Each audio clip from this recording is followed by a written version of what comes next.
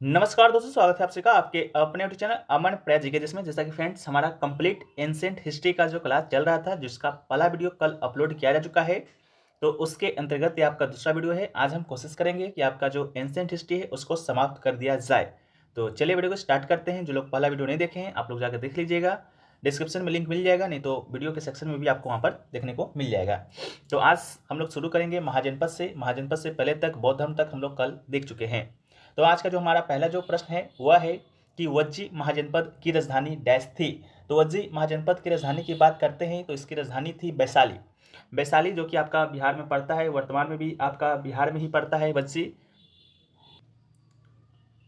और उस समय भी आपका जो वैशाली है बिहार में ही पड़ता था। ठीक है, तो बात करें महाजनपद का तो आप सब 6 बीसी सेंचुरी के बारे में बात करते हैं तो उस समय हम लोग को 16 महाजनपदों का उल्लेख मिलता है बौद्ध धर्म के अंगुत्तर निकाय पुस्तक में।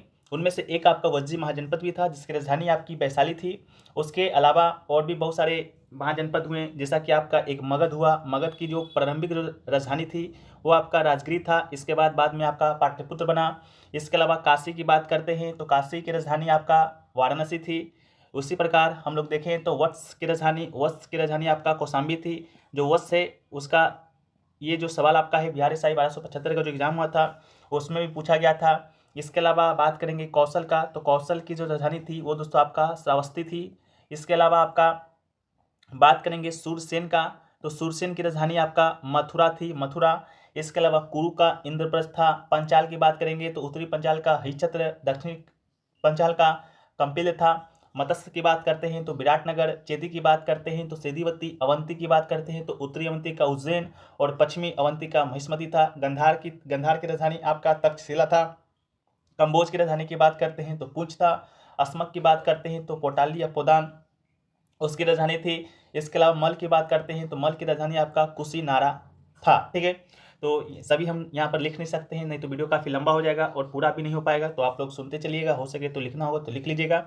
बाकी जो आपका जो पीडीएफ है आपको मिल जाएगा जिस प्रकार से हम आपको यहाँ पर पढ़ा रहे हैं। ठीक है, वीडियो में आगे और फ्रेंड्स से पहले आपको बता चलें कि किसी भी एग्जाम के मिनट लिस्ट तक पहुंचने के लिए आपको ज़्यादा कुछ नहीं करना होता है। बस मात्र आप अगर 2 ही काम निरंतरता से करते हैं तो आप उस एग्ज़ाम के मेरिट लिस्ट तक पहुंच सकते हैं। वो 2 काम है कि पहली चीज़ तो आपको उस एग्ज़ाम का सिलेबस है जो कि कवर करना होगा, साथ में आपको मॉक टेस्ट जो कि देते चलना होगा। तो सिलेबस तो हम कवर करा देंगे लेकिन मॉक टेस्ट देने के लिए आपको टेक्स्ट बुक से अच्छा प्लेटफॉर्म नहीं मिलेगा। तो टेक्स्ट बुक पर जैसा कि आपको बताएं दोस्तों कि टेक्स्ट बुक है जो कि अपना 10वां एनिवर्सरी मना रहा है, जो कि आपका उसके तहत आपका टेक्स्ट बुक ने ऑफर निकाला है 7 से लेकर 9 जनवरी के बीच में। अगर आप इनका पास परचेस करते हैं तो आपको 6 महीना का जो पास है आपको मात्र 269 रुपये में, और आपका जो 6 महीना का टेक्स्ट बुक जो पास प्रो है वो आपको 359 रुपये में जो कि मिलने वाला है। आपको बताते चलें कि टेक्स्ट बुक पर जितने लोगों ने मॉक दिया है उनमें से आपका 60,000 प्लस सिलेक्शन हो चुका है। इसके अलावा आपका कितना यूजर है आप लोग इसको काउंट कर सकते हैं। इसके अलावा टेक्स्ट बुक पर आपको मॉक टेस्ट तो मिलेगा ही मिलेगा, साथ में PYQ भी देखने को मिलेगा। अगर आप इनका पास प्रो लेते हैं, पास लीजिएगा तो मात्र आप मॉक लिस्ट लीजिएगा, और मॉक को भी आप एक बार ही दे पाइएगा। पास प्रो लेते हैं तो एक मॉक को आप अनलिमिटेड बार दे सकते हैं। कूपन कोड अगर आप APG यूज करते हैं तो आपको 10% का एक्स्ट्रा ऑफ भी मिलता है। इसके अलावा टेक्स्ट बुक पर आपको सभी एग्जामों का जो भी एग्जाम आपके आएंगे एक 6 महीना के अंदर उन सभी एग्जामों का मॉक टेस्ट और PYQ आपको यहाँ पर एक्सेस कर पाते हैं। लिंक डिस्क्रिप्शन में दिया गया है, कूपन कोड APG जरूर यूज कीजिएगा। चलिए मिलते हैं वीडियो में आगे। इसके अलावा हमारा जो नेक्स्ट क्वेश्चन है वह है कि कौशल महाजनपद 6ठी शताब्दी ईसा पूर्व में वर्तमान में किसका एक भाग है। तो कौशल की बात करते हैं तो कौशल जो कि आपका महाजनपद एक हुआ करता था वो वर्तमान में बात करते हैं तो कौशल का राजधानी पहले बता दें, शायद आपको बताएं पहले प्रश्न में, श्रावस्ती इसका राजधानी था कौशल महाजनपद का। ये जो वर्तमान में बात करते हैं तो वर्तमान में ये दोस्तों आपका उत्तर प्रदेश में पड़ता है, तो इसका राइट आंसर आपका उत्तर प्रदेश हो जाएगा। उसी प्रकार से अन्य महाजनपदों की बात करते हैं तो अंग जो महाजनपद था वो आपका मुंगेर भागलपुर जो कि बिहार में पड़ता है उसके अंतर्गत आता। मगध की बात करते हैं तो गया से लेकर पटना तक का क्षेत्र आपका मगध तक आता। काशी की बात करते हैं तो आज का जो बनारस है वो आपका उसके अंतर्गत आता। इसके अलावा वत्स की बात करते हैं तो वत्स आपका प्रयागराज के अंतर्गत आता। इसके अलावा बात करते हैं अवंती का तो अवंती आपका मालवा और मध्य प्रदेश के क्षेत्र में आता है। ठीक है, उसी प्रकार से और बहुत सारे आपके हैं उसको भी आप लोग याद कर लीजिएगा।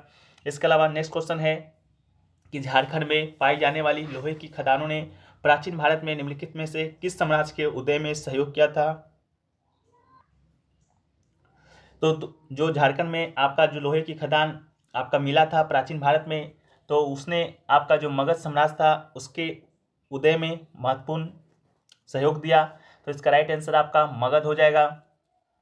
इसके अलावा नेक्स्ट क्वेश्चन है कि मगध महाजनपद डैश नदियों से घिरा हुआ था। तो जो मगध महाजनपद है वो आपका गंगा और सोन से घिरा हुआ था। तो इसका राइट आंसर गंगा और सोन हो जाएगा, गंगा और सोन हो जाएगा। इसके अलावा मगध बिहार का क्षेत्र है, गया से लेकर पटना तक का।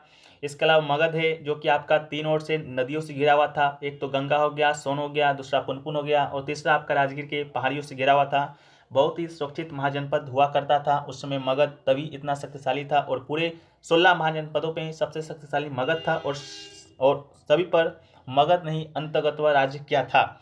नेक्स्ट क्वेश्चन है कि राजगीर किस महाजनपद की प्रथम राजधानी थी। तो राजगीर की बात करते हैं तो राजगीर पहले ही हमने आपको बताया था कि मगध महाजनपद की प्रथम राजधानी हुआ करती थी।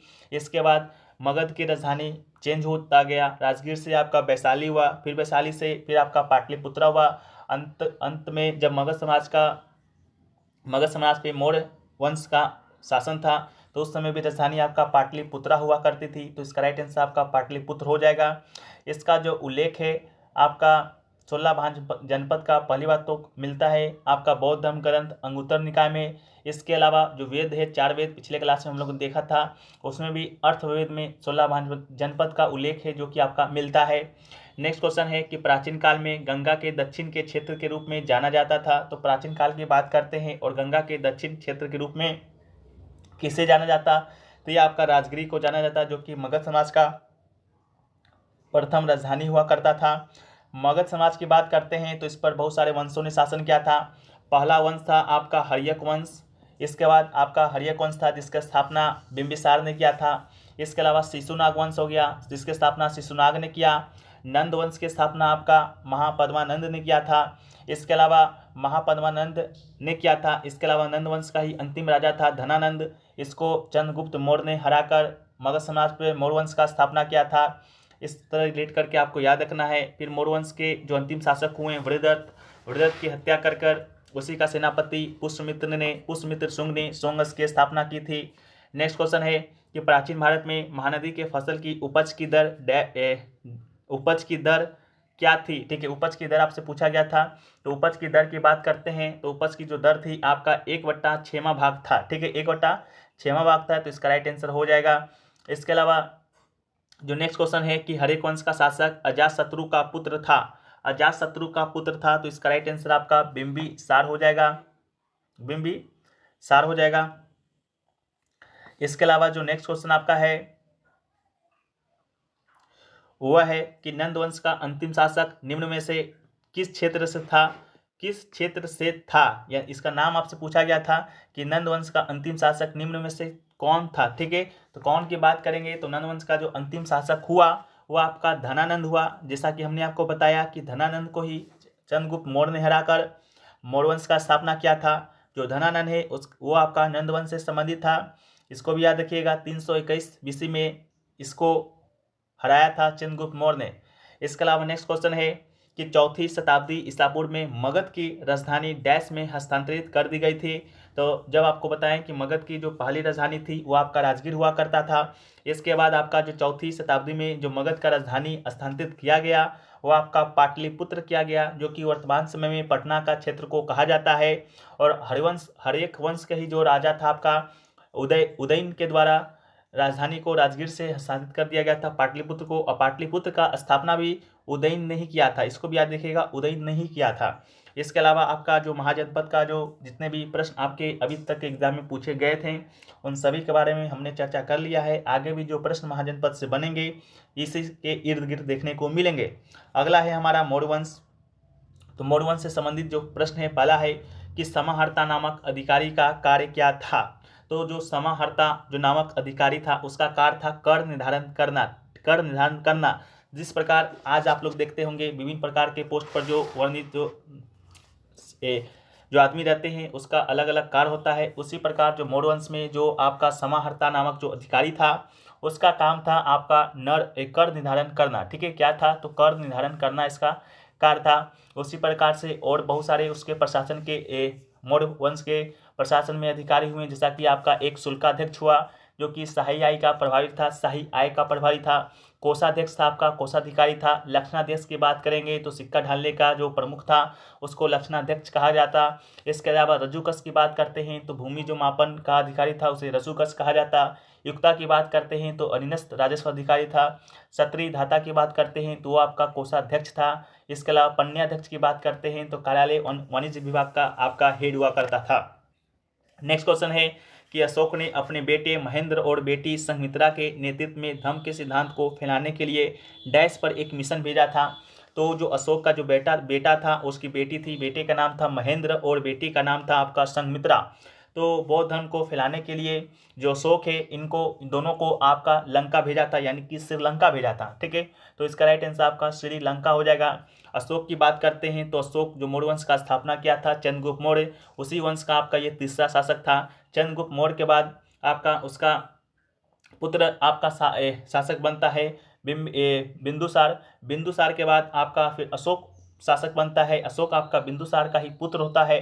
तो इसको याद रखिएगा, अशोक ने अपनी बेटी संघमित्रा और बेटा महेंद्र को धम्म के सिद्धांत को फैलाने के लिए आपका श्रीलंका भेजा था। नेक्स्ट क्वेश्चन आपका है कि निम्नलिखित में से किस मौर्य शासक ने कलिंग के युद्ध के बाद युद्ध करना छोड़ दिया था। ठीक है, तो कलिंग का युद्ध आपका बहुत ही इंपॉर्टेंट है, क्योंकि यहाँ से जो प्रश्न आए दिनों आपके जो अभी हाल ही में जो एग्जाम कंडक्ट हुए हैं वहाँ से भी प्रश्न बने हैं। तो बात करते हैं कलिंग युद्ध का। तो कलिंग युद्ध जो लड़ा था आपका मौर्य वंश का जो तीसरा शासक था अशोक ने ही आपका ये युद्ध है जो कि आपका लड़ा था। तो इसका राइट आंसर तो आपका अशोक होगा। इसके अलावा जो कलिंग है वर्तमान समय में बात करते हैं तो जो उड़ीसा का जो क्षेत्र है वही आपका पहले कलिंग हुआ करता था। इसके अलावा अशोक के पिता का नाम बिंदुसार और उसकी माता का नाम शुभदागरी था, इसको भी याद रखिएगा। इसके अलावा अशोक का अन्य नाम भी था जैसा कि आपका देवना पिया। ठीक है, देवना पिया या देवना पिया देवताओं का प्रिय या पियादसी, इसी अशोक का नाम हुआ करता। इसके अलावा जो कलिंग का युद्ध है अशोक ने 261 बीसी में 261 ईसा पूर्व में आपका लड़ था। उस समय जो कलिंग के राजा थे अनंत पद्मनाभ, ठीक है, उस समय के राजा हुआ करते थे आपके कलिंग के।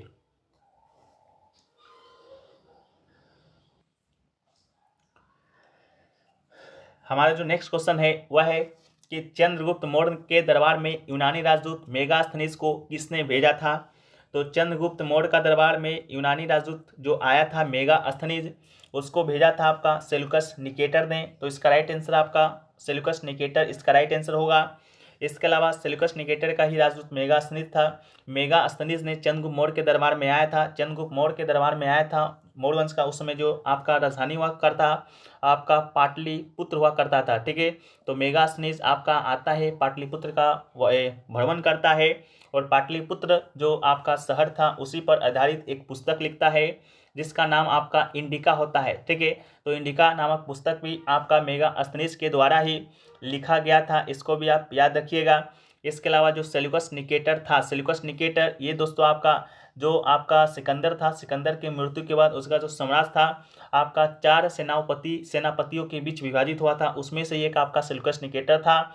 इसके अलावा टोलेमी था, किसेंडर था, इसके अलावा एंटीगोनस था। उसी 4 सेनापति में से एक आपका सेल्यूकस निकेटर था जिसका राजदूत मेगास्थनीज था, जो कि आपका चंद्रगुप्त मौर्य के दरबार में आया था।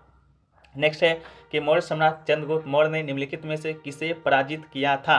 तो मौर्य सम्राट जो चंद्रगुप्त मौर्य था वह आपका सिकंदर का सेनापति सेल्यूकस निकेटर को ही पराजित किया था। तो इसका राइट आंसर आपका सेल्यूकस निकेटर ही होगा। इसके अलावा जो नेक्स्ट क्वेश्चन है आपका कि चंद्रगुप्त मौर्य ने डैश की सहायता से मगध के नंद वंश को उखाड़ फेंका था। तो चंद्रगुप्त मौर्य ने,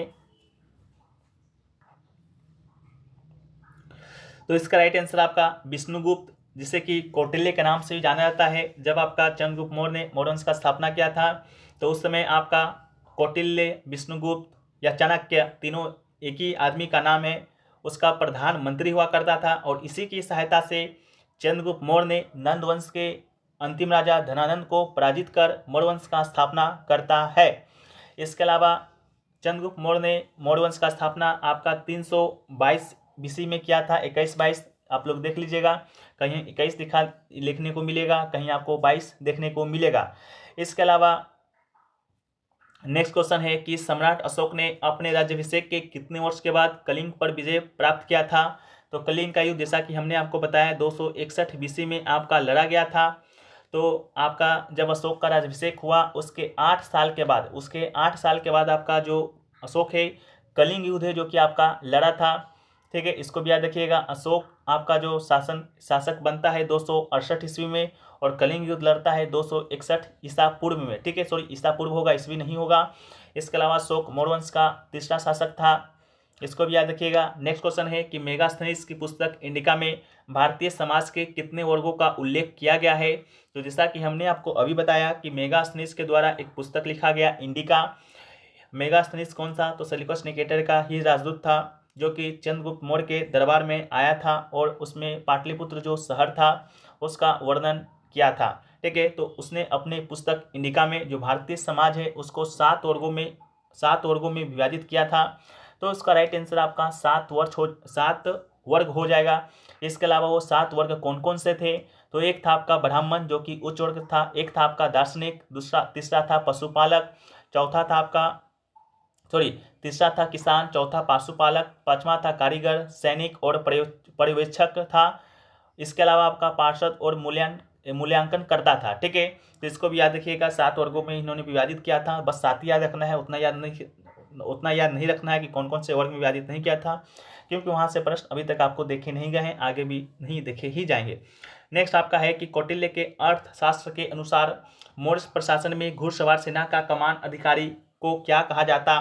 तो कौटिल्य का एक पुस्तक है अर्थशास्त्र। ठीक है, इसको भी याद रखिएगा, आपसे पूछा जाता है अर्थशास्त्र पुस्तक के रचयिता कौन है? तो कौटिल्य। उसी का नाम आपका चाणक्य है और उसी का नाम आपका विष्णुगुप्त है। उसी के द्वारा अर्थशास्त्र पुस्तक है जो कि आपका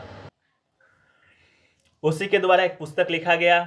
उसमें जो मौर्य प्रशासन हुआ करता उसका जो घुड़सवार सेना का जो कमान अधिकारी होता उसे अश्वाध्यक्ष कहा जाता। तो इसका राइट आंसर आपका अश्वाध्यक्ष हो जाएगा। इसके अलावा नेक्स्ट क्वेश्चन पूछा गया आपका, उससे पहले आपको बताएं कि मौर्य समाज के और भी अधिकारी थे, जैसे कि आपका एक नाम था आपका मणितन जिसे मुख्यमंत्री कहा जाता है, एक था आपका सेनापति जिसे कि प्रमुख सेनापति ही कहा जाता है, एक था आपका युवराज जिसे कि राजकुमार के रूप में वर्णित किया गया, शुल्काध्यक्ष शाही आय का प्रभारी था। इसके अलावा प्रशस्ति की बात करेंगे तो कारागार प्रमुख था, कोषाध्यक्ष आपका कोष प्रमुख था। इसके अलावा व्यवहारिका आपका मुख्य न्यायाधीश था। दंडपाल की बात करते हैं तो प्रमुख पुलिस था। अन्यपाल की बात करते हैं तो खाद्यान्न विभाग का प्रमुख था। प्रादेशिक की बात करते हैं तो जिला प्रशासक था। इसके अलावा हस्त्याध्यक्ष की बात करते हैं तो हाथी वाहिनी का मुख्य सेनापति था। रथाध्यक्ष की बात करते हैं तो रथ वाहिनी का मुख्य अध्यक्ष या सेनापति था। इसके अलावा नायक की बात करते हैं तो नगर सुरक्षा का अधिकारी था। ठीक है, तो इसको आपको याद रखना है। नेक्स्ट है कि डैश में पाई गई मौर्य स्तंभ की राजधानी को सिंह राजधानी लैंड कैपिटल के नाम से जाना जाता है। तो सिंह राजधानी लैंड कैपिटल के नाम से, इसी तो प्रश्न आपका कल भी डिस्कस किया गया था, जिसका राइट आंसर आपका सारनाथ हो जाएगा। ठीक है, सारनाथ आपका राइट आंसर होगा। सारनाथ तो आपका कहाँ स्थित है? उत्तर प्रदेश में स्थित है। तो धम्म चक्र परिवर्तन या बुद्ध का पहला उपदेश आपका यहीं पर दिया गया था। बुद्ध ने अपना पहला उपदेश जिसे कि धर्म चक्र परिवर्तन के नाम से जानते हैं आपका, उन्होंने यहीं पर सारनाथ में ही अपने 5 विद्यार्थी को दिया था। वहीं पर अशोक ने आपका स्तंभ का निर्माण कराया था। ठीक है, इसको भी याद रखिएगा। नेक्स्ट क्वेश्चन है कि निम्नलिखित में से कौन सा ग्रंथ है जो कि मौर्य समाज के काल के प्रशासनिक और सैन्य संगठन का संक्षिप्त विवरण देता है? तो इसका राइट आंसर आपका अर्थशास्त्र हो जाएगा। अर्थशास्त्र जैसा कि हमने आपको बताया कि ये कौटिल्य, चाणक्य, विष्णुगुप्त के द्वारा लिखा गया एक पुस्तक है। इसके अलावा नेक्स्ट जो आपका पुस्तक है वह है कि मौर्यों द्वारा नागार्जुनी गुफाएं निम्नलिखित में से किस संप्रदाय को दान में दिया गया था? तो नागार्जुनी जो गुफाएं था मौर्य के द्वारा आपका आजीविका जो संप्रदाय था उसको दान में दिया गया था। तो इसका राइट आंसर आपका आजीविका हो जाएगा। आजीविका जो संप्रदाय था उसका आपका जो स्थापना किया था आपका गोसाल मस्करी पुत्र ने इसका आपका स्थापना किया था। यह इस दर्शन पर आधारित था कि संपूर्ण ब्रह्मांड के मामलों को नियति और नामक एक ब्रह्मांडीय शक्ति के मामलों को दिया गया था। ठीक है, इसको भी याद रखिएगा, बस याद रखिएगा आजीविका संप्रदाय का स्थापना किसने किया था? तो गोसाल मस्करी पुत्र ने किया था। इसके अलावा नेक्स्ट क्वेश्चन है कि अशोक के अभिलेख के अनुसार निम्नलिखित में से कौन सा मगध साम्राज्य में एक प्रांतीय केंद्र नहीं था? तो प्रांतीय केंद्र की बात करेंगे तो इंद्रप्रस्थ आपका प्रांतीय केंद्र नहीं था। ठीक है, प्रांतीय केंद्र आपका नहीं था। ठीक है। अशोक का जो प्रांतीय केंद्र था 4 हुआ करता था, कौन कौन था उसको आगे हम लोग देखेंगे। नेक्स्ट क्वेश्चन है कि किस युद्ध के बाद अशोक ने भौतिक अधिग्रहण यानी कि फिजिकल ऑक्यूपेशन की नीति को त्याग दिया था? तो कलिंग युद्ध, ठीक है। कलिंग युद्ध के बाद ही अशोक ने आपका भौतिक अधिग्रहण की नीति को त्याग दिया था। तो राइट आंसर आपका कलिंग युद्ध होगा। कलिंग युद्ध 261 ईसा पूर्व में लड़ा गया था। अशोक के शासनकाल के 8वें वर्ष में लड़ा गया था। वहाँ का राजा अनंत पद्मानंद था जिसको अशोक ने पराजित किया था। और इसका जो वर्णन है कलिंग युद्ध का अशोक के 13वें शिलालेख में मिलता है, इसको भी याद रखिएगा, 13वां शिलालेख में मिलता है। इसके अलावा कलिंग युद्ध के बाद उन्होंने बौद्ध धर्म को अपना लिया था। और कलिंग की बात करते हैं तो वर्तमान में तटीय उड़ीसा का ही प्राचीन नाम है। नेक्स्ट क्वेश्चन है कि अशोक के शिलालेख में वर्णित जानकारी के अनुसार मौर्य समाज में कितने प्रमुख राजनीतिक केंद्र थे? ठीक है। तो राजनीतिक केंद्र की बात करते हैं तो उसमें आपका 5 राजनीतिक केंद्र हुआ करता। तो इसका राइट आंसर आपका 5 हो जाएगा। वो 5 कौन कौन से थे आपके एग्जाम के लिए इंपॉर्टेंट नहीं है, तो इसको हम रहने देते हैं। नेक्स्ट क्वेश्चन है कि यूनानियों ग्रीक के द्वारा मौर्य शासक को अमित्रघात यानी कि एमिटोकस कहा जाता था। तो अमित्रघात की बात करते हैं तो ये आपका मौर्य वंश का शासक बिंदुसार, जो कि मौर्य वंश का सेकंड शासक था, चंद्रगुप्त मौर्य का ही बेटा था।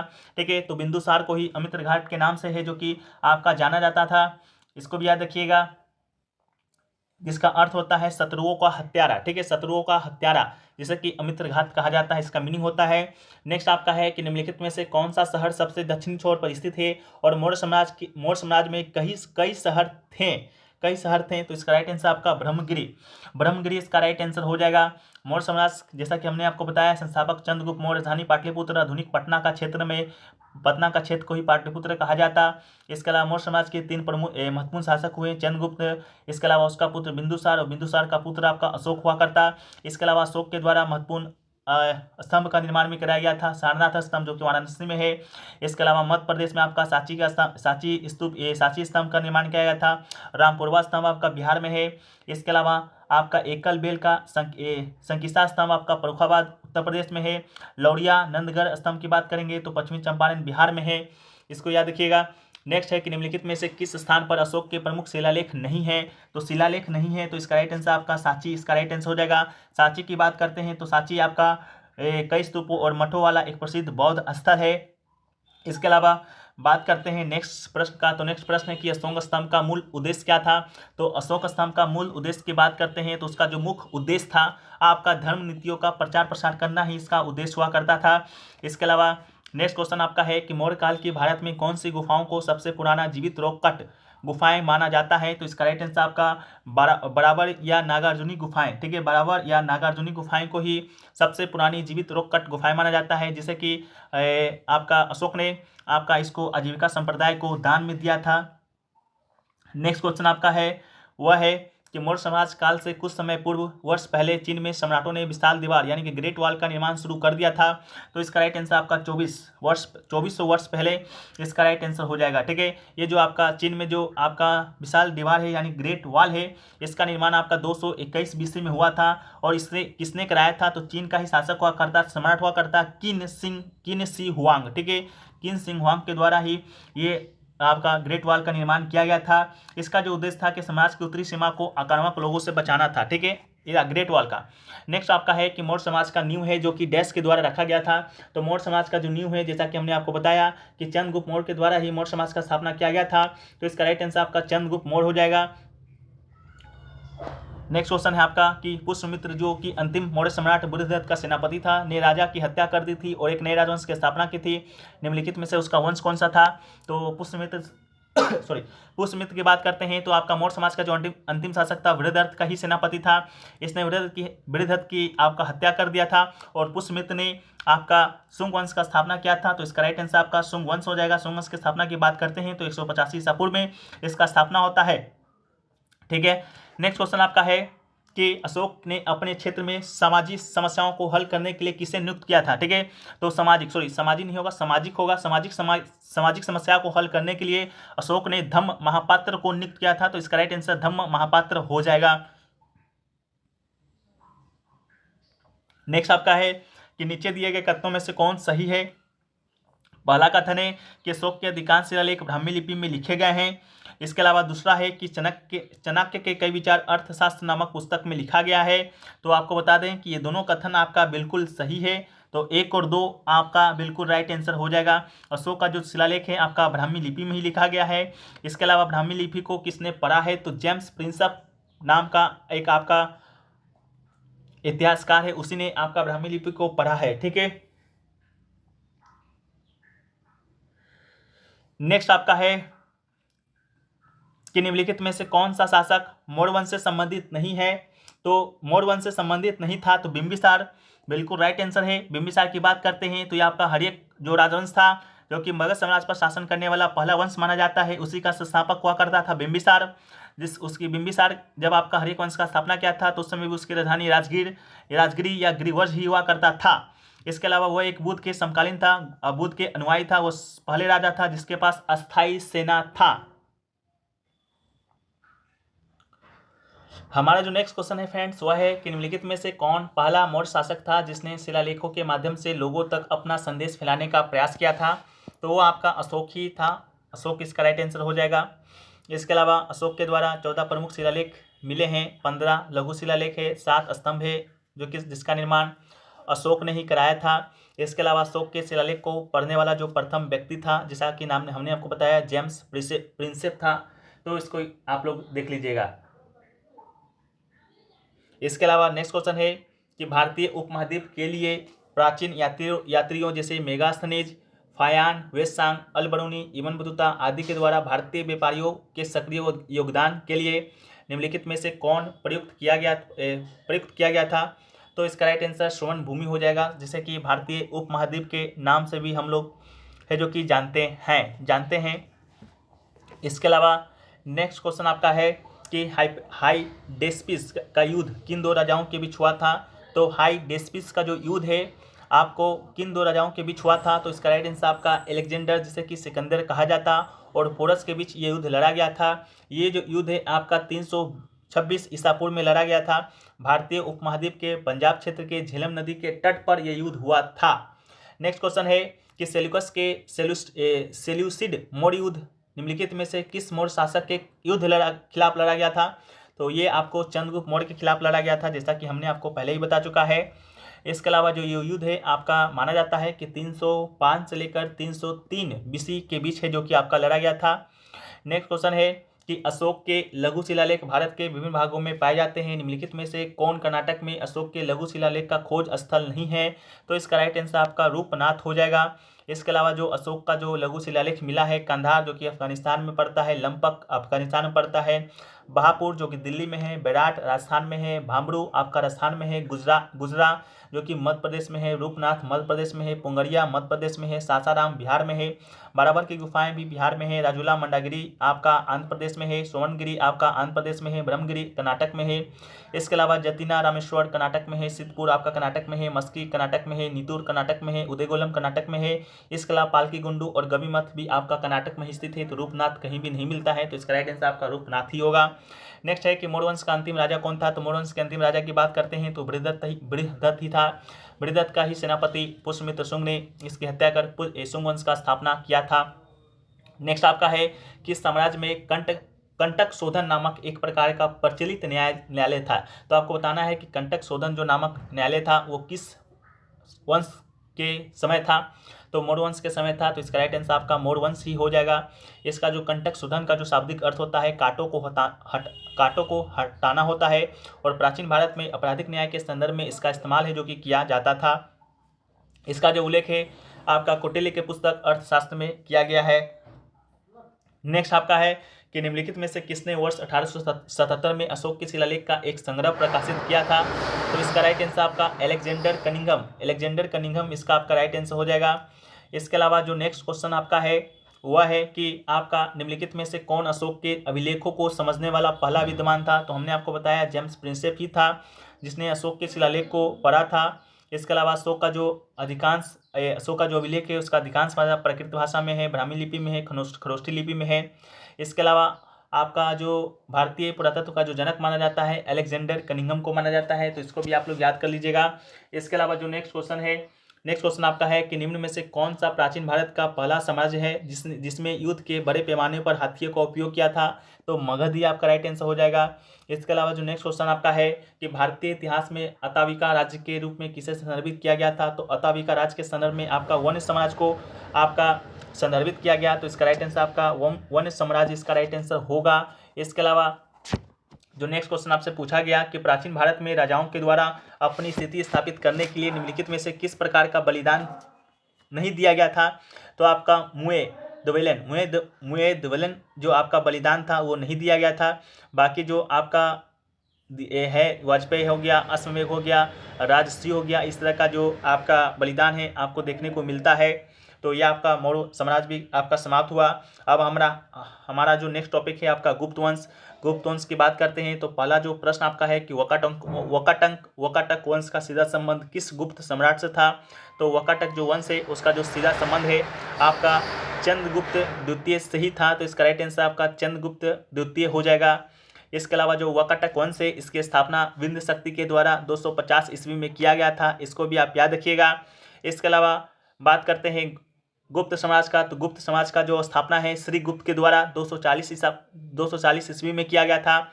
इसके अलावा चंद्रगुप्त प्रथम गुप्त वंश का सर्वाधिक महत्वपूर्ण राजा है जिसने महाराजाधिराज की उपाधि भी धारण की है। इसके अलावा चंद्रगुप्त द्वितीय हुआ। इसके अलावा समुद्रगुप्त हुआ। समुद्रगुप्त को भारत का नेपोलियन भी कहा जाता है, इसको भी याद रखिएगा। समुद्रगुप्त को भारत का नेपोलियन आपका वी एस स्मिथ के द्वारा इसको संज्ञा दिया गया है। इसके अलावा कविराज की उपाधि भी समुद्रगुप्त को ही दिया गया है। नेक्स्ट आपका है कि सती प्रथा का पहला अभिलेखीय उदाहरण किस काल में मिलता है? तो सती प्रथा का पहला जो अभिलेखीय उदाहरण है यानी कि अभिलेख में मिला है वो आपका गुप्त समाज के काल के दौरान ही मिला है। तो इसका राइट आंसर आपका हो जाएगा। बाद बाकी नेक्स्ट क्वेश्चन है कि गुप्त समाज के प्रसिद्ध स्रोत प्रयाग रूप में भी प्रशस्ति को जाना जाता है। ठीक है, प्रयाग प्रशस्ति के रूप में भी जाना जाता है। तो इसका राइट आंसर आपका इलाहाबाद स्तंभ आलेख हो जाएगा। यानी कि गुप्त समाज के प्रसिद्ध स्रोत प्रयाग प्रशस्ति को डैश के रूप में जाना जाता है। तो प्रयाग प्रशस्ति को इलाहाबाद स्तंभ शिलालेख के रूप में भी जाना जाता है। ये जो आपका इलाहाबाद स्तंभ शिलालेख है या प्रयाग प्रशस्ति आपका अभिलेख है, इसका आपका जो इसके जो रचयिता थे आपका हरिसेन था।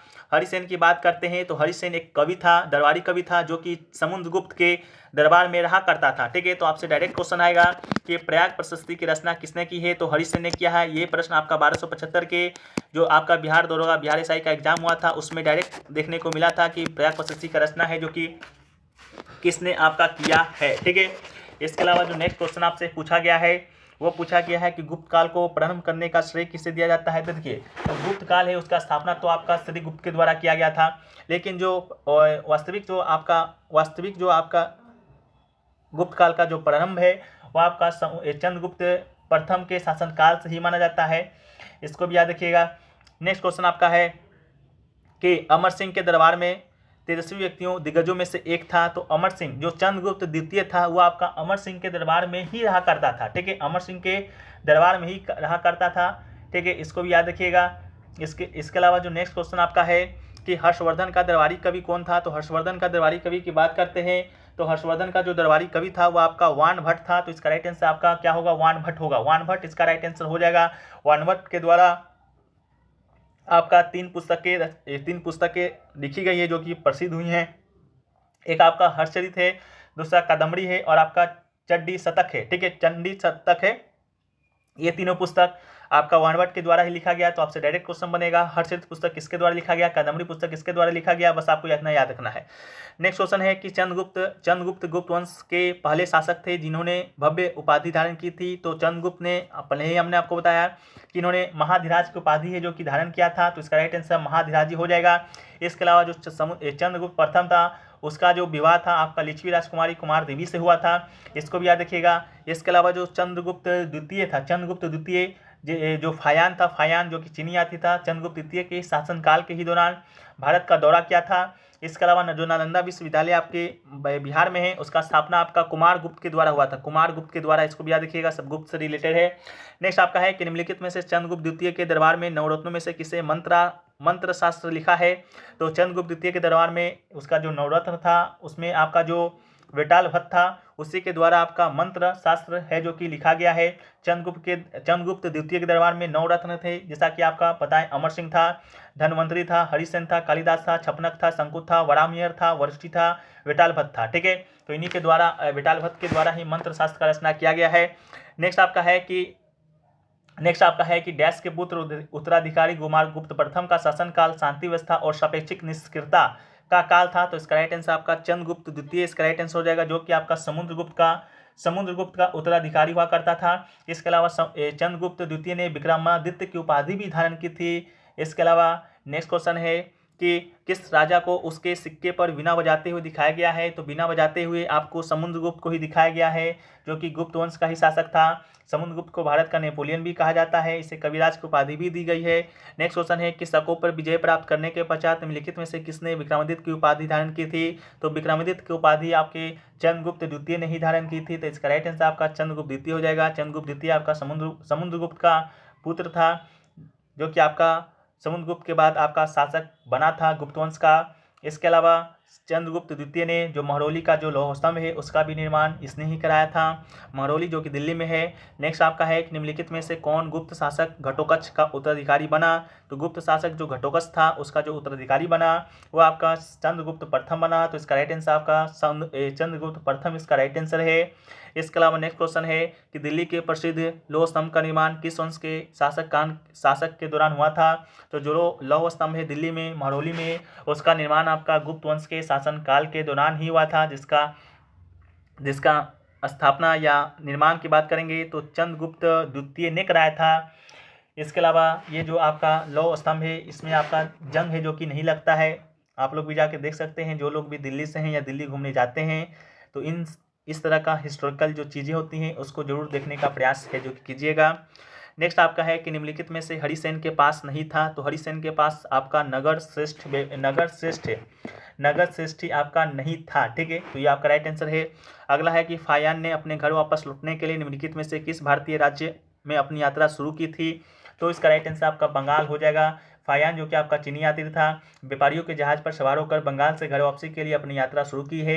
यह प्रश्न आपका पूछा गया है CGL 2022 में 8 दिसंबर को हुआ था, फर्स्ट शिफ्ट में। इसके अलावा नेक्स्ट क्वेश्चन आपका है कि ह्वेनसांग तथा अन्य तीर्थ यात्रियों ने निम्नलिखित में से किस भारतीय राज्य में सीधा सबसे प्रसिद्ध बौद्ध विद्या केंद्र नालंदा में अध्ययन किया है। तो इसका राइट आंसर आपका बिहार हो जाएगा। बिहार इसका राइट आंसर है। जो नालंदा विश्वविद्यालय है जिसका स्थापना कुमारगुप्त के द्वारा कराया गया था वो आपका बिहार में पड़ता है, जिसको बख्तियार खिलजी जो कि आपका कुतुबुद्दीन ऐबक का सेनापति था उसने उसको ध्वस्त कर दिया था। इसके अलावा नेक्स्ट क्वेश्चन है कि समुद्रगुप्त की माता निम्नलिखित में से किस गण से संबंधित है। तो समुद्रगुप्त की जो माता है वो आपका लिच्छवी गण से संबंधित है। जैसा कि हमने आपको बताया था कि जो आपका लिच्छवी की राजकुमारी थी आपका कुमार देवी के साथ ही चंद्रगुप्त प्रथम का आपका विवाह हुआ था। तो समुद्रगुप्त है जो कि चंद्रगुप्त प्रथम का ही पुत्र था। नेक्स्ट क्वेश्चन है आपका कि विति में कौन सा उपाधि के लिए समुद्रगुप्त के पास था। ठीक है, इसमें थोड़ा सा मिस्टेक है। आपका प्रश्न है कि निम्नलिखित में से कौन सा उपाधि गुप्त वंश के शासक समुद्रगुप्त के पास था। ठीक है, समुद्रगुप्त के पास था आपका कविराज की उपाधि था। कविराज के अलावा भारत का नेपोलियन भी इसे कहा जाता है। नेक्स्ट क्वेश्चन है कि गुप्त प्रशासन के संदर्भ में विधि शब्द है। गुप्त प्रशासन के शब्द में जो विधि शब्द है उसका मतलब था प्रशासनिक इकाई। इसका आपका राइट आंसर है। नेक्स्ट है कि निम्नलिखित गुप्त शासकों में किसने लिच्छवी वंश की एक लड़की से विवाह किया था। तो आपका राइट आंसर चंद्रगुप्त प्रथम। ठीक है, चंद्रगुप्त प्रथम इसका आपका राइट आंसर होगा। प्रथम जरूर यहाँ लगाइएगा क्योंकि उस समय गुप्त वंश में आपका चंद्रगुप्त प्रथम ने भी शासन किया, चंद्रगुप्त द्वितीय ने भी शासन किया। तो चंद्रगुप्त वन ने यानी कि प्रथम ने ही आपका लिच्छवी वंश की राजकुमारी कुमार देवी से विवाह किया था। ठीक है, इसके अलावा नेक्स्ट क्वेश्चन है कि गुप्त 157 नंबर है आपका कि वकाटक समाज की रानी रीजेंट प्रभावती गुप्ता कुबेरनाग और डैश की बेटी थी। ठीक है, तो इसका राइट आंसर चंद्रगुप्त द्वितीय हो जाएगा। ये तो आज क्वेश्चन में मिस्टेक है। आपका क्वेश्चन है कि वकाटक समाज की रानी थी रानी रीजेंट प्रभावती गुप्ता और कुबेरनाग और डैश की बेटी है। तो ये राइट आंसर आपका चंद्रगुप्त द्वितीय की बेटी है। ठीक है, नेक्स्ट क्वेश्चन है कि गुप्त शासकों ने डैश नामक एक शुल्क लगाया था जो एक हल कर था, जिसका भुगतान प्रत्येक उस किसान के द्वारा किया जाता जिसके पास हल था। तो इसका राइट आंसर हलवा कर, ठीक है, नाम से पता चल रहा है हलवा कर, जो कि एक प्रकार का कर था जिसके पास गुप्त प्रशासन के दौरान हल था, वही इस कर को देते थे। नेक्स्ट क्वेश्चन है कि हर्षवर्धन के शासनकाल में किस यात्री ने भारत की यात्रा की थी? तो हर्षवर्धन के शासनकाल में ह्वेनसांग ने यात्रा की थी। ह्वेनसांग का पुस्तक था आपका सियुकी आपका ह्वेनसांग के द्वारा ही लिखा गया है, तो इसको भी याद रखिएगा। ये जो आपका ह्वेनसांग था, ठीक है, ह्वेनसांग था आपका हर्षवर्धन के शासनकाल में आपका भारत का यात्रा किया। नेक्स्ट क्वेश्चन है कि हर्षवर्धन के शासनकाल की अवधि वर्षों तक नालंदा वंश में निवास किया था? तो इसका राइट आंसर आपका 606 से ईस्वी से लेकर 647 ईस्वी तक आपका इसका राइट आंसर होगा। हर्षवर्धन के शासनकाल की अवधि पूछा गया था आपसे, तो अवधि आपका 606 से लेकर आपका 647 ईस्वी तक है। नेक्स्ट क्वेश्चन है कि निम्नलिखित में से कौन सी पुस्तक राजा हर्षवर्धन के द्वारा नहीं लिखा गया है? तो उनमें से आपका अमुक्त मालपद जो पुस्तक था ये आपका राजा हर्षवर्धन के द्वारा नहीं लिखा गया है। तो आखिरकार लिखा किसके द्वारा गया है? तो ये लिखा गया है आपका कृष्णदेव राय के द्वारा लिखा गया है, जो कि विजयनगर सम्राट का एक शासक हुआ करता था, उसी के द्वारा ये पुस्तक लिखा गया है, अमुक्त मालपद, ठीक है।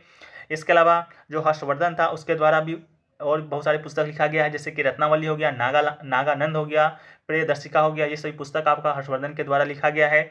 नेक्स्ट आपका है कि हर्षवर्धन की जीवनी हर्षचरित किसने लिखा है? तो जो हर्षवर्धन का जो जीवनी है वो हर्षचरित आपका वानभट्ट के द्वारा ही लिखा गया है, तो राइट आंसर आपका वानभट्ट होगा।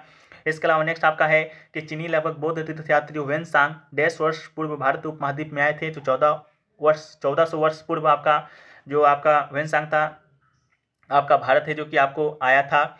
इसके अलावा नेक्स्ट आपका है कि निम्नलिखित में से किसने हर्षवर्धन को हराया जब उसने दक्कन में चालुक्य राज्य पर आक्रमण किया था? तो आपका हर्षवर्धन को पुलकेशिन द्वितीय ने हराया था।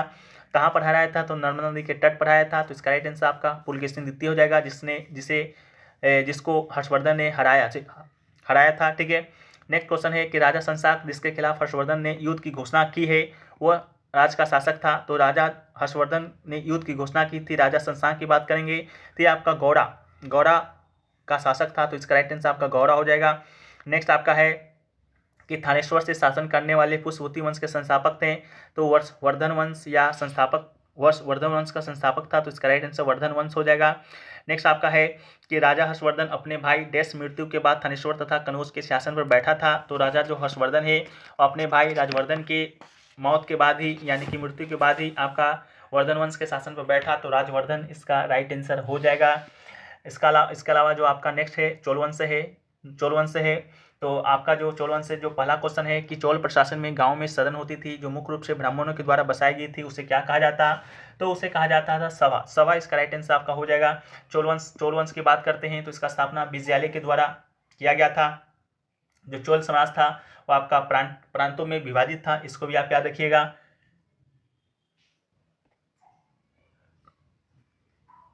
नेक्स्ट आपका है कि सवा और उड़ दो प्रकार की ग्राम सभाओं का उल्लेख निम्नलिखित में से किस राजवंश में था? तो इसका राइट आंसर आपका चोल राजवंश में ही था। सवा और उड़ नामक दो ग्राम सभाएं आपका चोल साम्राज्यों में ही आपका प्रसिद्ध था। इसके अलावा चोल राजवंश का स्थापना विजयालय के द्वारा। इसके अलावा राजेंद्र चोल तृतीय इसका अंतिम शासक था और इसकी राजधानी चोल राजवंश का आपका क्या था? इसकी राजधानी आपका तंजावुर था, ठीक है।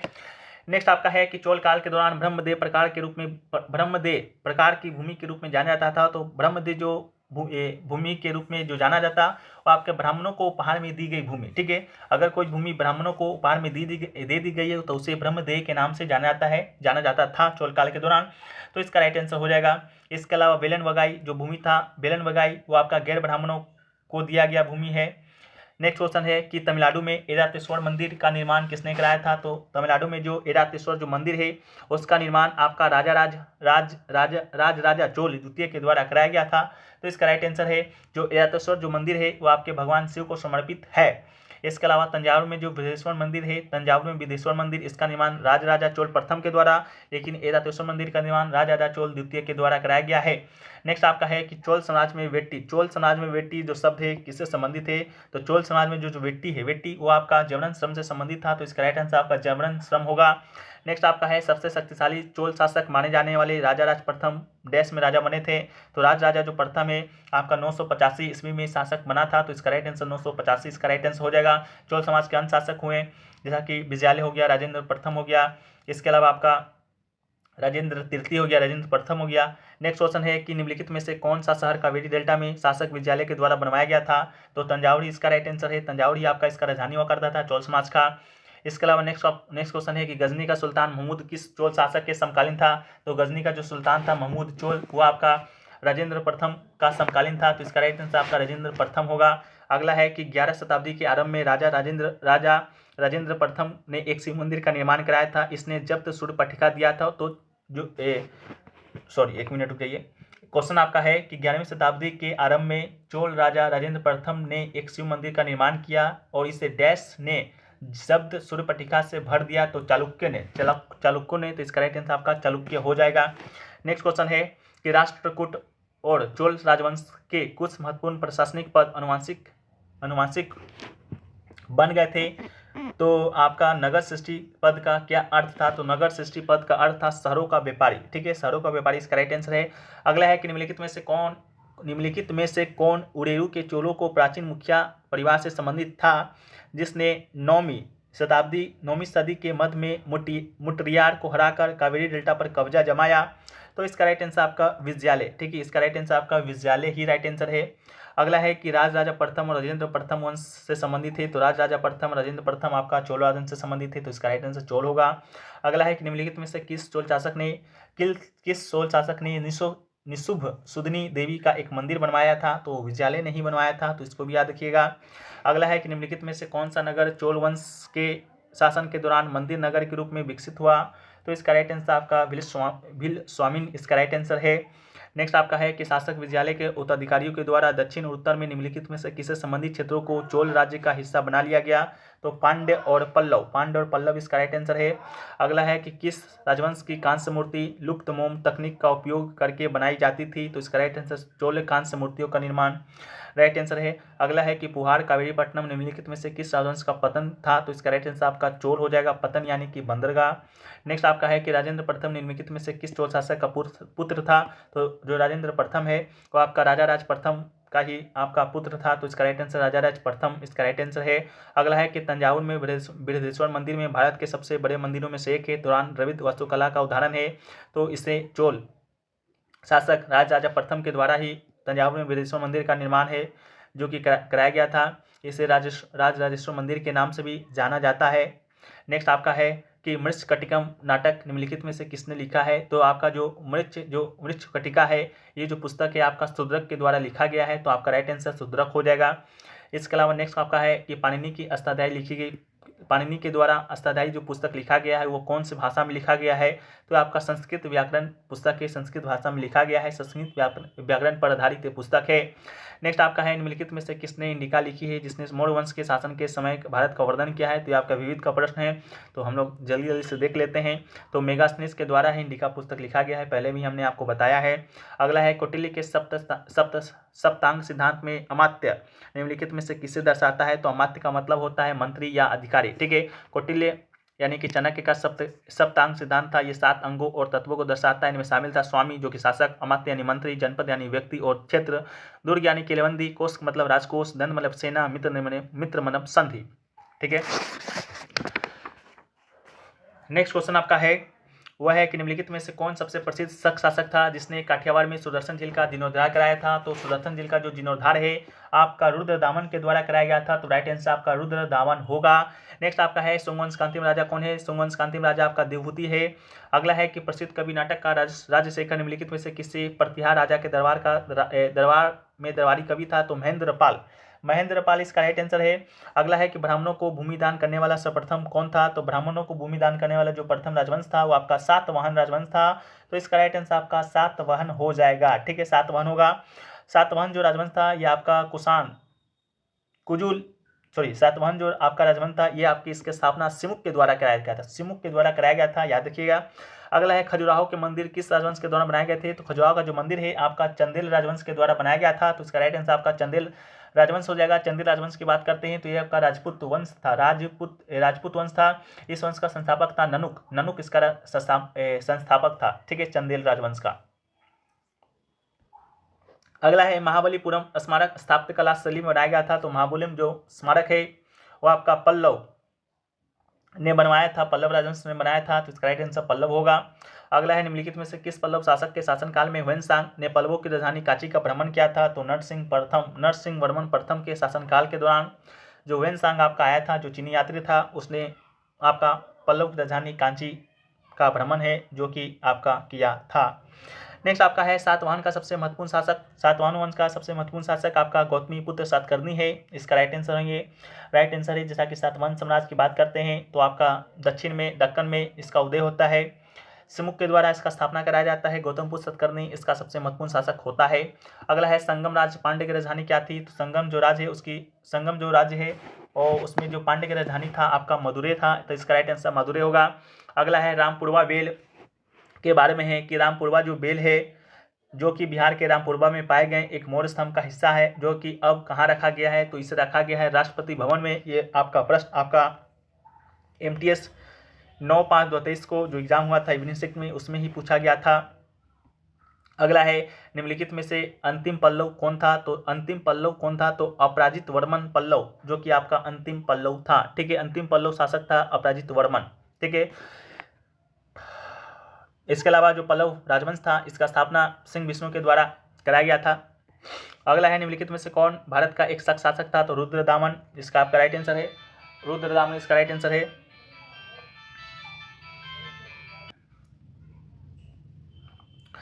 नेक्स्ट जो क्वेश्चन है फ्रेंड्स वह है कि कंदरिया महादेव मंदिर का निर्माण आपका 999 ईसा पूर्व में डैश के द्वारा कराया गया था। तो इसका जो निर्माण है आपका राजा थंगदेव के द्वारा कराया गया था। जो राजा थंगदेव था वो आपका चंदेल वंश का ही आपका शासक था, तो इसका राइट आंसर है। अगला है कि 8वीं शताब्दी के मध्य में एक राष्ट्रकूट प्रमुख दंती दुर्ग ने अपने चालुक्य अधिपति का तख्ता पलट करके एक अनुष्ठान करवाया था जिसका शाब्दिक रूप में कहा जाता है, तो उसे शाब्दिक रूप में आपका हिरण्यगर्भ कहा जाता है। अगला है कि केरल के मध्य और उत्तरी भागों में तमिलनाडु के कोंगू क्षेत्र को नियंत्रित करने वाला चेर राजवंश का प्रतीक था। तो चेर राजवंश का जो प्रतीक था वो आपका धनुष और बाण था, याद रखिएगा। अगला है कि निम्नलिखित में से कौन भारतीय दर्शन के 6 पद्धतियों का हिस्सा नहीं है? तो आपका द्रविड़ है जो कि आपका भारतीय दर्शन के 6 पद्धतियों का हिस्सा नहीं है, तो इसको याद रखिएगा। इसके अलावा जो नेक्स्ट आपका है कि निम्नलिखित में से किस शासक ने देवपुत्र की उपाधि धारण की थी? तो देवपुत्र की जो उपाधि है आपका कुषाण ने आपका धारण किया था। कुषाण वंश जिसका सबसे प्रसिद्ध शासक आपका कनिष्क हुआ। ठीक है, नेक्स्ट आपका है कि अमरावती कला शैली किसके संरक्षण में विकसित हुआ? तो जो अमरावती जो कला है वो आपका सातवाहनों के संरक्षण में आपका विकसित हुआ, तो इसका राइट आंसर सातवाहन होगा। नेक्स्ट आपका है कि निम्नलिखित में से कौन दक्षिण भारत के पांड्य वंश का प्रथम प्रसिद्ध शासक था? तो इसका राइट आंसर आपका नेटुंज चेलियन द्वितीय इसका राइट आंसर हो जाएगा। नेक्स्ट आपका है कि लगभग 2000 साल पहले कुषाणों की दूसरी राजधानी बनी थी। तो 2000 साल पहले जो कुषाण है उसकी दूसरी राजधानी आपका मथुरा था, तो इसका राइट आंसर आपका मथुरा हो जाएगा। इसके अलावा कुषाण जो राजवंश था इसका स्थापना आपका कुजुल कटविशेष के द्वारा कराया गया था। ठीक है, इसके अलावा कुषाण की 2 राजधानी हुआ करती थी। पहला तो आपका पुरुषपुर जो कि आपका उत्तरी पाकिस्तान पेशावर में है था उस समय, और आपका दूसरा राजधानी मथुरा था। इसके अलावा कुषाण राजवंश का जो अंतिम शासक था आपका वासुदेव प्रथम था। अगला है कि संगम कविताओं में एक तमिल शब्द मूवेंदार की चर्चा मिलती है जिसका अर्थ है, तो मूवेंदार का जो शब्द अर्थ होता है वो आपका 3 मुखिया होता है। ये संगम काल के दौरान तमिलनाडु के 3 शासक परिवारों का संदर्भ है, चोल, चेर और पांड्य। अगला है कि चोल, चेल और पांड्य राजवंश भारत के किस प्राचीन काल के शासक थे? तो संगम काल के दौरान आपका 3 राजवंशों ने शासन किया था। चेर जिसका शासन आपका आधुनिक शहर केरल में है, और इसके अलावा चोल था, इसके अलावा पांड्य था। नेक्स्ट आपका है प्राचीन काल में जो आपका शब्द है कमकार। ठीक है, कमकार शब्द है उस किससे संबंधित है? तो कमकार शब्द आपका भूमिहीन खेती मजदूरों से संबंधित है। अगला है कि किस प्रसिद्ध शासक को द्वितीय अशोक कहा जाता है? तो आपका कनिष्क है जो से कि द्वितीय अशोक के नाम से जाना जाता है। इसके अलावा जो कनिष्क है आपका कुषाण राजवंश का सबसे महत्वपूर्ण शासक हुआ करता था।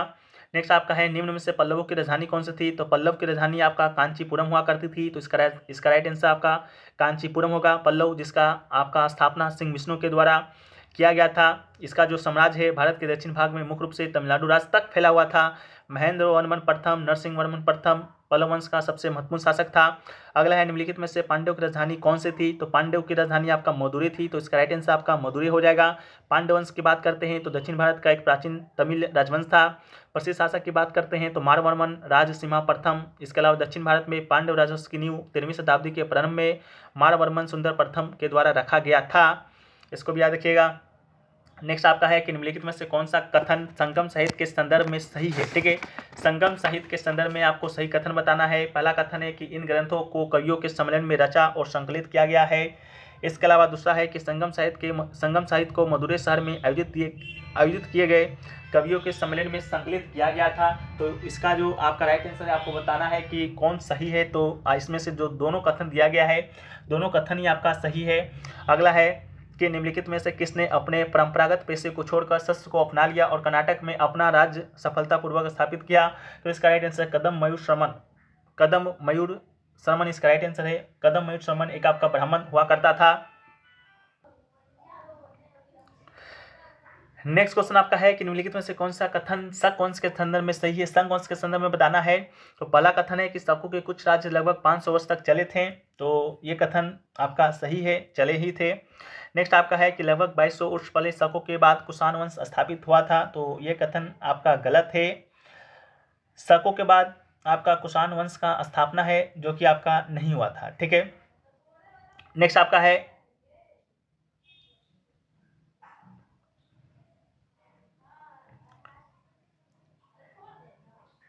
है कि निम्नलिखित राजवंश शासित क्षेत्रों के युग्म में कौन सा सही सुमेलित है? ठीक है, तो आपका पहला है शक है जो कि पश्चिमोत्तर और उत्तर भारत से संबंधित है, कथन सही है।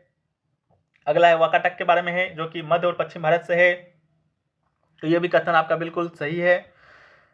नेक्स्ट आपका है कुरानों की शिक्षाएं भारत में पहल सदी में व्यापारियों और प्रवासियों के जरिए पहुंचा, तो 7वीं सदी में पहुंचा। नेक्स्ट आपका है कि संगम कविताओं में वर्णित तमिल शब्द मोमेंदार का अर्थ है, तो मोमेंदार का अर्थ जैसा कि हमने आपको बताया 3 मुखिया से संबंधित इसका तात्पर्य है।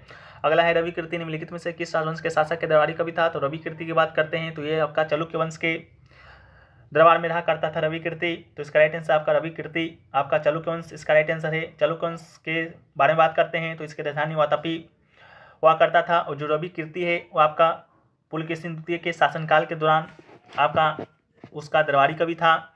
नेक्स्ट आपका है कि हेओल का दुर्गा मंदिर लगभग 1.5 वर्ष पूर्व बनाया गया था, तो हेओल का जो दुर्गा मंदिर है आपका 14 वर्ष पूर्व बनाया गया था, 1400 वर्ष पूर्व पहले बनाया गया था। अगला है निम्नलिखित में से कौन सा क्षेत्र चालुक्यों की राजधानी थी? तो चालुक्यों की राजधानी थी, तो इसका राइट आंसर आपका एहोल हो जाएगा जो कि कर्नाटक में स्थित है वर्तमान में।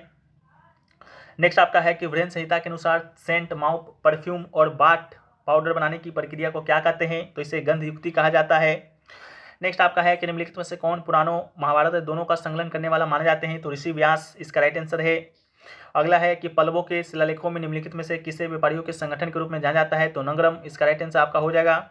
अगला है कि निम्नलिखित में से कौन पुस्तक आर्यभट्ट के द्वारा लिखा गया है? तो आर्यभट्ट के द्वारा आर्यभट्टियम पुस्तक लिखा गया है। अगला है कर्ण वंश के बारे में है, कर्ण वंश का संस्थापक कौन था? तो कर्ण वंश की संस्थापक की बात करते हैं तो इसका स्थापना आपका वासुदेव कर्ण के द्वारा 73 ईसा पूर्व में किया गया था, तो राइट आंसर हो जाएगा। इसके अलावा इसका जो अंतिम शासक था आपका देवभूति था, इसको भी याद रखिएगा। देवभूति जो कि आपका सोम वंश का अंतिम शासक था, तो उसी की हत्या करके कर्ण वंश का स्थापना हुआ था, ठीक है, वासुदेव कर्ण के द्वारा। अगला है कि निम्नलिखित में से किस राजवंश के शासकों ने मध्य भारत में 950 से 1050 एडी के बीच खजुराहो मंदिर का निर्माण कराया था? तो खजुराहो मंदिर का निर्माण आपका चंदेल वंश के शासकों के द्वारा कराया गया था। कब कराया गया था? तो 950 से लेकर 1050 ईस्वी के बीच में कराया गया था। इसके अलावा नेक्स्ट क्वेश्चन आपका है कि कदम्ब राजवंश आधुनिक समय के देश का एक प्राचीन शाही राजवंश था, तो कदम्ब राजवंश आपका कर्नाटक का एक प्राचीन शाही राजवंश था, तो राइट आंसर कर्नाटक होगा। अगला है कि त्रिपक्षीय संघर्ष जिसे कनौज ट्रायंगल वार के रूप में जाना जाता है, 8वीं और 9वीं शताब्दी में इन 3 महान भारतीय राजाओं में से किसके बीच हुआ था? तो ये जो आपका ट्रायंगल जो हुआ था कनौज वार के रूप में जाना जाता है, त्रिपक्षीय संघर्ष आपका पाल, प्रतिहार और राष्ट्रकूट इन तीनों के बीच हुआ था, तो पाल, प्रतिहार, राष्ट्रकूट इसका राइट आंसर है। अगला है कि निम्नलिखित में से किस भाषा में अमोघ वर्ष ने कविराज की रचना की थी? तो किस भाषा में? तो कन्नड़ भाषा में इसका राइट आंसर हो जाएगा। अमोघ वर्ष जो कि आपका राष्ट्रकूट शासक था, ठीक है। इसको भी याद रखिएगा। अगला है कि पाल वंश के किस राजा ने इंद्र युद्ध को हराकर चक्र युद्ध को कनौज का शासक बनाया था? तो राइट आंसर आपका धर्मपाल हो जाएगा। अगला है 16वीं शताब्दी के प्रख्यात गायन तानसेन किस संत के शिष्य थे? तो तानसेन की बात करते हैं तो ये आपका हरिदास, स्वामी हरिदास, ठीक है, स्वामी हरिदास के शिष्य हुआ करते थे आपके तानसेन। नेक्स्ट आपका है कि पांडुलिपियों आमतौर पर डैश लिखी जाती थी? तो पांडुलिपियां आमतौर पर लिखी जाती थी, तो पांडुलिपियां जो आमतौर पर तार का पत्ता पर लिखा जाता था। अगला है कि मुक्तेश्वर मंदिर 10वीं शताब्दी का हिंदू मंदिर है जो शिव को समर्पित है, डैश में स्थित है? तो मुक्तेश्वर जो मंदिर है ये आपका उड़ीसा में स्थित है, तो इसका राइट आंसर आपका उड़ीसा हो जाएगा। नेक्स्ट क्वेश्चन है कि निम्नलिखित में से कौन भारत का बौद्ध वास्तुकला का चमत्कार नहीं है? तो आपका पातालेश्वर गुफाएं जो कि पुणे में है, यह आपका बौद्ध वास्तुकला से संबंधित नहीं है, बस इतना ही याद रखिए। अगला है कि किस प्रसिद्ध राष्ट्रकूट राजा ने एलोरा में कैलाश के रॉक कट मंदिर बनाया था? तो कैलाश का जो रॉक कट मंदिर है आपका राष्ट्रकूट शासक राजा कृष्ण प्रथम के द्वारा है जो कि बनाया गया था। अगला है कि रानी रुद्रमा देवी भारत के किस वंश की थी? तो रानी जो रुद्रमा देवी है वो आपके काकतीय वंश से संबंधित है, तो इसका राइट आंसर आपका काकतीय वंश हो जाएगा, ठीक है, काकतीय वंश हो जाएगा। इसके अलावा नेक्स्ट क्वेश्चन आपका है वह है कि महत्वपूर्ण बंदरगाह है, ठीक है, आपसे पूछा गया है कि प्राचीन भारत का महत्वपूर्ण बंदरगाह कौन सा है? तो त्रामलिपित इसका आपका राइट आंसर हो जाएगा। ये आपका बंगाल की खाड़ी के तट पर स्थित है आपका ये मंदिर, ये बंदरगाह, सॉरी। अगला है कि निम्नलिखित में से कौन एक मछली पकड़ने की उपनिवेश था जिसका उपयोग प्राचीन भारत में रोमन और ग्रीक रोमन के साथ व्यापार करने के लिए बंदरगाह के रूप में किया जाता है? तो अरिकामेडू इसका राइट आंसर हो जाएगा। अगला है कि मेसोपोटामिया के लोग डैश से बनी तख्तियों पर लिखते थे? तो मेसोपोटामिया के लोग आपका क्ले यानी कि मिट्टी से बने तख्तियों पर लिखते थे, इसको भी याद रखिएगा। अगला है निम्नलिखित में से कौन प्राचीन भारत में चिकित्सा के विषय में योगदान करता था? तो इसका राइट आंसर चरक, इसका राइट आंसर हो जाएगा। चरक ने चरक संहिता है जो कि लिखी है आयुर्वेद पर सबसे पुराना और सबसे महत्वपूर्ण आधिकारिक लेखन माना जाता है। अगला है निम्नलिखित में से कौन एक प्राचीन भारतीय गणितज्ञ खगोलविद था? तो वराहमिहिर इसका राइट आंसर हो जाएगा। अगला है कि पहली शताब्दी ईसा पूर्व में गंगा नदी के बाढ़ के पानी को प्रवाहित करने वाला जल संचयन प्रणाली किस स्थान पर है? तो छेगवेरपुर जो उत्तर प्रदेश में इलाहाबाद के पास है। अगला है कि भारत के किस राज्य में निगौधा वंश का शासन था? निगौधा वंश की बात करते हैं तो निगौधा वंश आपका मणिपुर में उपजा था, तो मणिपुर इसका राइट आंसर है।